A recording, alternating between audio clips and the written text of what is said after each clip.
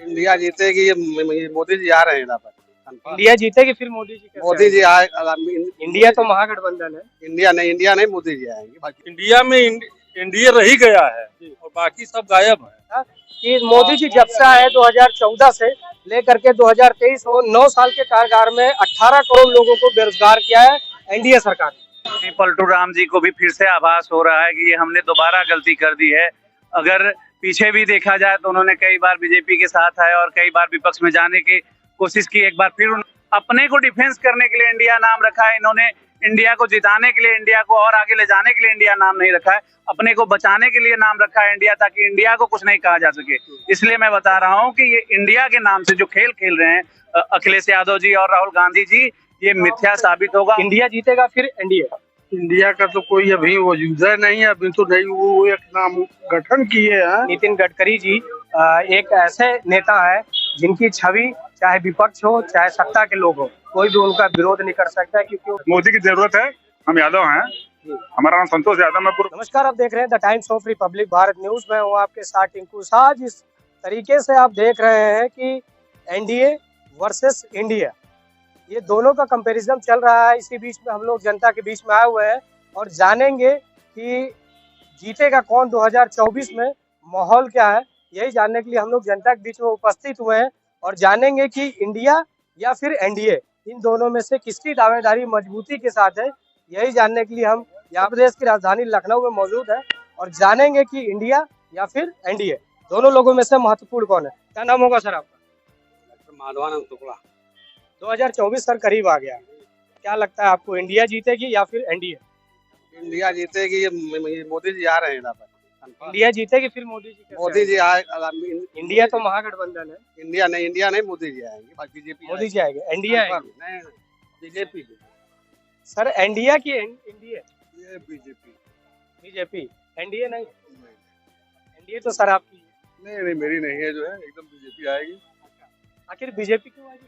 इसलिए आएगी कि हमें उनको जो है 10 रुपए जुटाना है। यहाँ 20 रुपए पड़े हुए हैं, 10 से हम चलेंगे 10 रुपए लेकर के, तो 10 रुपए हमारे पास पड़े हुए हैं और उनके पास क्या है। सर विपक्ष आपके ऊपर आरोप लगाता रहता है कि 2014 से लेकर के 2024 पूरे करीब अभी तक 9 साल से ऊपर का समय बीत गया है और उनका आरोप रहता है कि 2 करोड़ युवाओं को रोजगार देने की बात की थी और 9 साल में 18 करोड़ लोग बेरोजगार हो गए। तो इस पे आप लोगों की क्या राय है?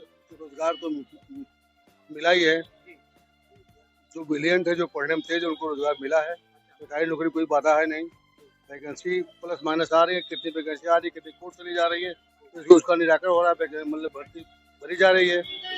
ऐसी बात नहीं कि नहीं, मतलब इस तरह की तो बात है, सरकार भर्ती नहीं कर रही है, न मतलब शिक्षा काम कर रही है, ऐसी कोई बात नहीं है, सरकार काम कर रही है। तो 2024 करीब है, यही माहौल जानने के लिए हम लोग लोगों के बीच में आए हुए हैं। जो महागठबंधन है उसने इंडिया नाम रखा है, इस पे आप लोग कैसे देखते हैं? इसमें कोई शक नहीं कि एनडीए तिवारा अपनी सरकार बना रही है और यशस्वी नरेंद्र मोदी जी तिवारा प्रधानमंत्री बन रहे हैं। और जो ये इंडिया का जो गठबंधन किया गया है, जो इतने क्षेत्रीय दलों का समावेश किया गया है, ये पूरी तरह से विफल है। जिसका आज जीवंत उदाहरण आपको मिला है कि 17 से ज्यादा पूर्व विधायक, कैबिनेट मंत्री और सांसद भी आज एनडीए के कुनबे में, आज भारतीय जनता पार्टी के कुनबे में सम्मिलित हुए हैं।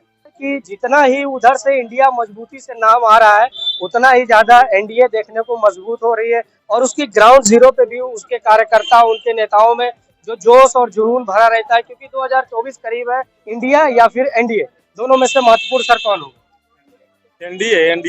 एनडीए। आखिर एनडीए सर क्यों? केवल अब इंडिया में इंडिया रह ही गया है और बाकी सब गायब है। कोई नहीं रह गया। अच्छा सर, कुछ मुझे ऐसे काम बताएंगे जो एनडीए ने करके दिया है? अरे काम तो बहुत है, तो बताने में क्यों इतना संकोच हो रहा है? थोड़ा हम इस समय बोलने में थोड़ा असमर्थ है। सर 2000 जो जिसे आपने देखा कि एनडीए को बोला गया कि जीतेंगे, तो एनडीए के कुछ काम बताया होगा।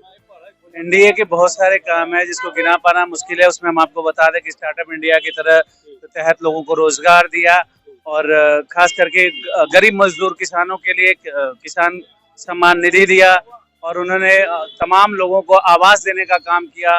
रोजगार देने के साथ साथ हर हाथ में उन्होंने काम दिया है। स्टार्टअप के माध्यम से आप देख सकते हैं समूह गठन किया, समूह के माध्यम से भी लोगों को रोजगार दिया। ये तो सिर्फ विपक्ष का एक चोचला नारा है कि रोजगार 2 करोड़ रोजगार से भी ज्यादा रोजगार भारतीय जनता पार्टी की सरकार ने दिया है।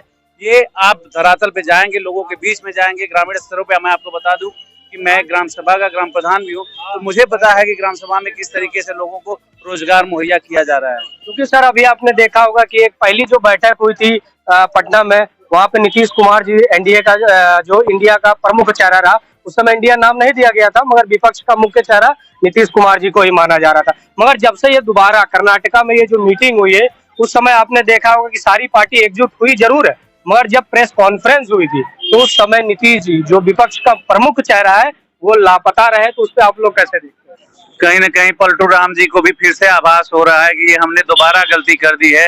अगर पीछे भी देखा जाए तो उन्होंने कई बार बीजेपी के साथ आए और कई बार विपक्ष में जाने की कोशिश की। एक बार फिर उन्होंने कुनबा बना करके प्रधानमंत्री का, उनका भी अपना ख्वाब है कि वो प्रधानमंत्री बने, तो ये पलटू राम जी भी विफल होंगे और इसलिए शायद वो उस बैठक में न गए हों। कहीं ऐसा तो नहीं कि पलटू राम जी जैसे उनका आपने नाम बताया तो पलटते पलटते कहीं एनडीए में शामिल हो जाए? हो भी सकता है, इसलिए मैं पहले भी कह रहा हूँ कि हो सकता है कि इसलिए वो उस बैठक में नहीं गए हों, क्योंकि उनको लग गया हो कि ये इंडिया जो बनाया है।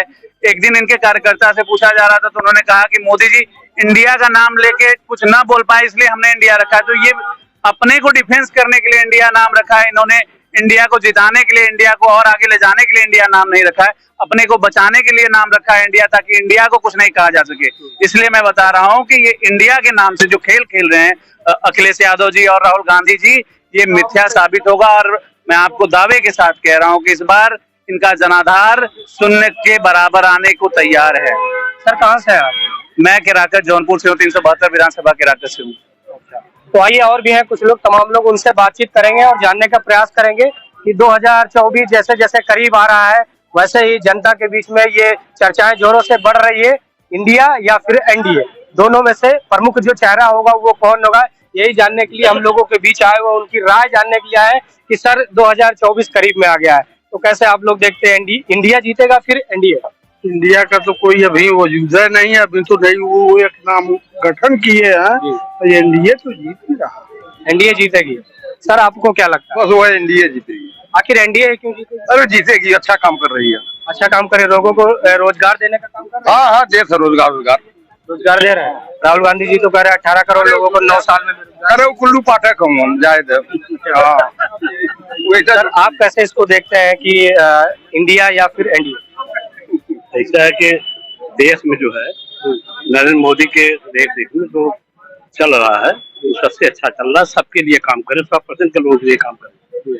आप जब भी जिस सड़क पे जाएंगे, रोडों का जो निर्माण हो रहा है, जो पुलों का निर्माण हो रहा है, जो यातायात सुविधा, उसे देखने से मालूम हो रहा है कि नरेंद्र मोदी का वहाँ कोई नहीं है। तो आप ये साफ साफ संदेश नितिन गडकरी जी को देना चाह रहे हैं, जो कि जिस तरीके से उन्होंने नेशनल हाईवे बनाए, बड़ी बड़ी हाईवेज वगैरह बनाई, उन्होंने कई हजार किलोमीटर की सड़कें जो बनाई उन्हीं के द्वारा। तो क्या नितिन गडकरी जी के अलावा और भी कोई मंत्री का जो अच्छा कार्य बता सकते? मंत्रिमंडल सब काम कर रहे हैं ना, पूरा मिल के, पूरा मोदी जी के साथ में सब लोग काम कर रहे हैं, विभाग के लोग काम कर रहे हैं, तभी दिखाई दे रहा है ना। क्योंकि केंद्रीय मंत्री नितिन गडकरी जी एक ऐसे नेता है जिनकी छवि चाहे विपक्ष हो चाहे सत्ता के लोग हो, कोई भी उनका विरोध नहीं कर सकता है, क्योंकि उनका कार्य करने का जो तरीका है वो सबसे डिफरेंट है और सबसे डिफरेंट है। तो इसी को लेकर के हम लोग आज लोगों के बीच में आए हुए हैं। सर 2024 करीब है, क्या लगता है कि एनडीए या फिर इंडिया? एनडीए और फिर से प्रधानमंत्री मोदी बनेंगे, मोदी जी बनेंगे। अच्छा आपने देखा होगा कि जो विपक्ष है उनकी जितनी बड़ी समूह है, उन लोगों ने एकजुटता तो बना ली है, नामकरण भी दे दिया है इंडिया, मगर क्या लगता है कि इनका जो प्रमुख चेहरा होगा वो अभी तक क्लियर ही नहीं हुआ, न क्लियर हो पाएगा, भगदड़ मच जाएगी, भाग जाएंगे सब। अच्छा हाँ, इंडिया में प्रधानमंत्री बनने कोई चेहरा नहीं है, क्योंकि आपने देखा होगा कि विपक्ष की जो मजबूत चेहरा था वो नीतीश कुमार जी थे। दूसरी मीटिंग जब से हुई तब से वो नीतीश कुमार जी भी वो नहीं चला पाएंगे। अच्छा, वो नहीं चला पाएंगे तो मीटिंग में हाजिर ही नहीं हो पा रहे हैं। हाँ, अखिलेश और नीतीश कुमार और ये जो लालू के लड़के हैं, ये सब हाजिर नहीं हो पा रहे हैं, ये सब अलग राग लाप रहे हैं। जिस तरीके से भारतीय जनता पार्टी राज्य में जब भी कोई चुनाव होता तो कोई चेहरा पहले से डिसाइड नहीं किया गया था, चाहे आप 2017 का यूपी विधानसभा देख ले, उसमें जैसे डिसाइड नहीं हुआ था, जीतने के बाद डिसाइड हुआ था, वैसे ही इंडिया में भी होगा। नहीं, चेहरा डिसाइड होता है, मगर चेहरा छुपा के रखा जाता है। बीजेपी में चेहरा डिसाइड रहता है, मगर चेहरा छुपा के दिखाया। और उसमें ये चीज होता है कि नहीं, काम भाजपा बहुत अच्छी कर रही है, उसमें कोई दो राय नहीं। तो आखिर बीजेपी में चेहरा छुपा के क्यों रखा था? अब उनकी अंदर की मर्जी है, उसमें क्या किया जा सकता है। हाँ, मतलब पब्लिक को पता चला, पब्लिक को पता 2024 में ये एकदम क्लियर है कि मोदी की जरूरत है देश को। मोदी अगर हैं तो देश संभव है। मोदी की जरूरत है। हम यादव हैं, हमारा नाम संतोष यादव, मैं पूर्व प्रधान हूँ, मैं जौनपुर जिले के केरा का तहसील का रहने वाला हूँ। मगर इंडिया में अगर रहना तो मोदी की जरूरत है प्रधानमंत्री के तौर पे। यूपी में